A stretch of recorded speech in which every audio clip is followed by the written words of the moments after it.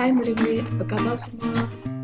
Hari ini untuk pengurusan diri tahap 1, kita akan belajar mengenai bilik seka diri. Jom.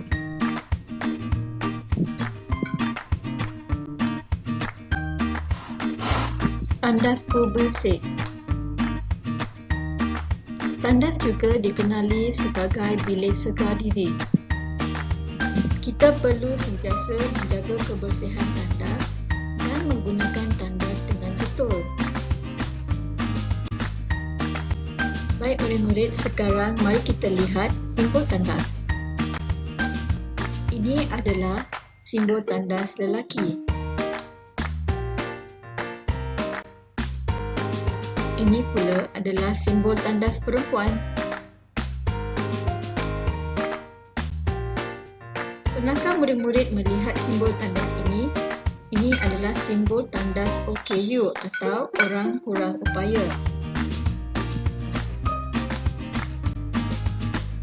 Ini pula adalah simbol bilik mandi.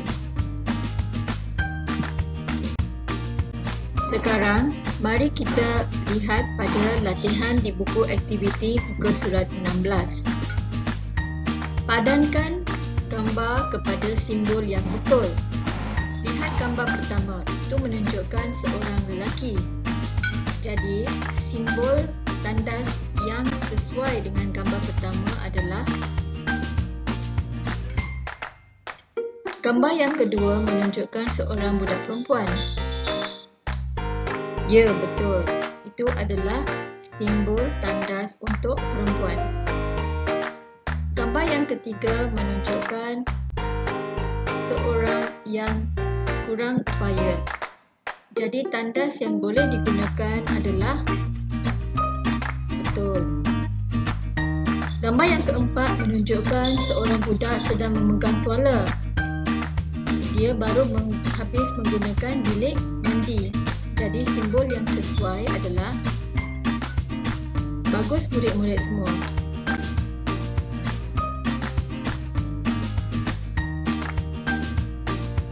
Yang terdapat di dalam tandas. Tandas duduk, tandas cangkung, pemancur air, singki, pemegang tangan.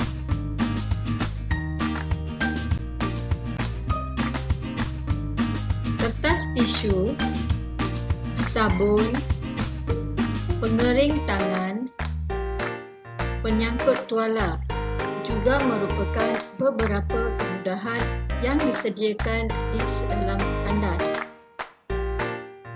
Kita perlu menggunakan kemudahan tandas yang disediakan dengan betul dan sentiasa menjaga kebersihan tandas. Sekarang, lihat pada latihan di buku aktiviti muka surat 17. Warnakan kemudahan di dalam tandas dan bilik mandi.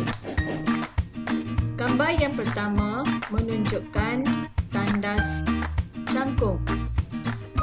Ini merupakan satu kemudahan yang terdapat di dalam tandas. Oleh itu, murid-murid, warnakan gambar yang pertama. Gambar yang kedua menunjukkan singki. Singki digunakan untuk membasuh tangan. Gambar yang ketiga menunjukkan sudu. Adakah sudu merupakan satu kemudahan di dalam tandas? Tidak. Gambar yang keempat menunjukkan pemancur air.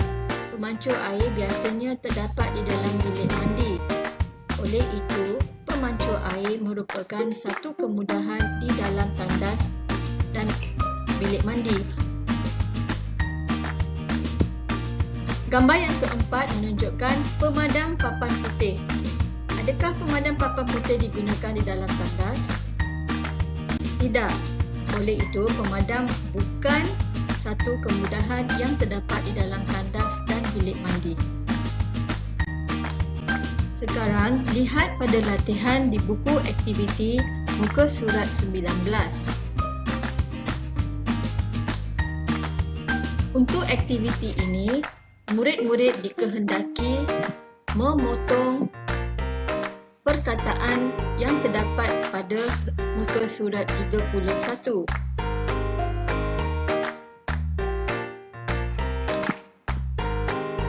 Gunakan gunting dan potong perkataan-perkataan tersebut.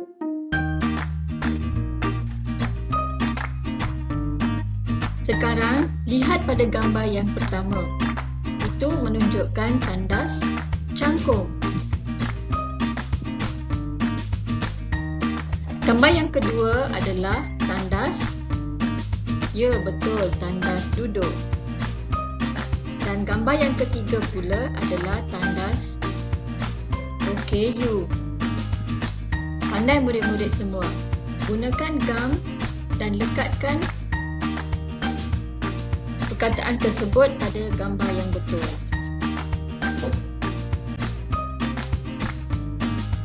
Baik murid-murid, sekarang kita akan belajar penggunaan tandas yang betul. Yang pertama, lihat simbol tandas dan masuk ke dalam tandas yang betul. Kedua, tutup pintu tandas. Tanggalkan seluar dan duduk di atas mangkuk tandas. Ketiga, basuh dan lap dengan bersih.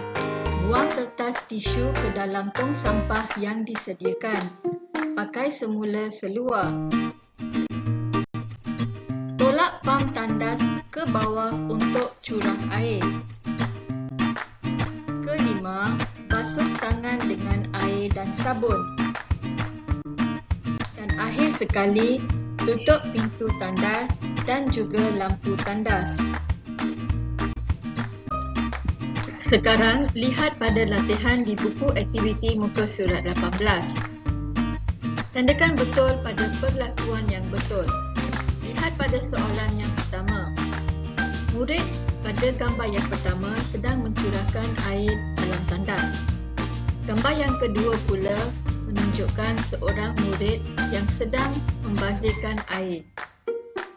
Oleh itu, gambar yang kedua adalah salah, kerana gambar yang pertama adalah betul. Bolehkah murid-murid mencuba soalan yang kedua pula? Baik, lihat pada gambar pertama soalan 2. Murid itu sedang memasuki ke dalam tandas yang terdapat simbol tandas perempuan.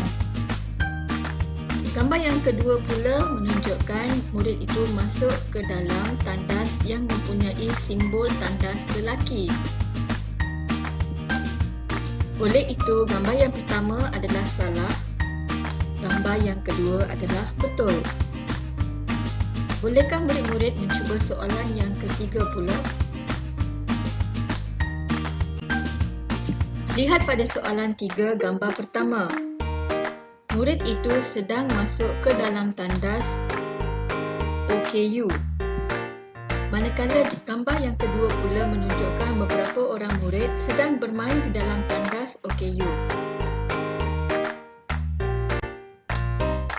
Gambar yang pertama adalah betul, manakala gambar yang kedua adalah salah.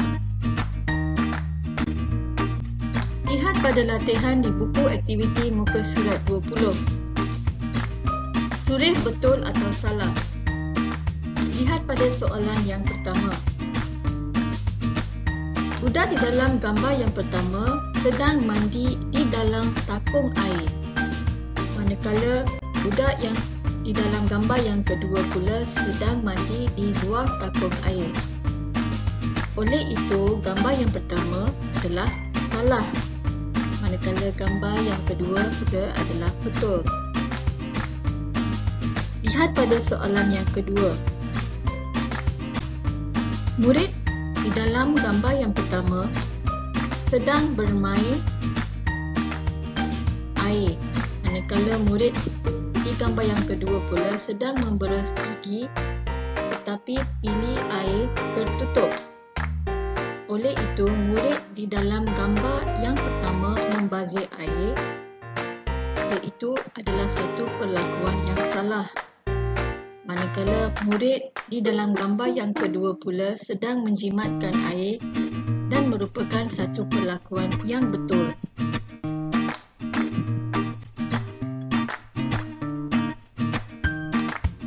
Cikgu berharap kamu telah menimba banyak pengajaran daripada pembelajaran kita pada hari ini. Sehingga kita berjumpa lagi pada minggu hadapan. Bye.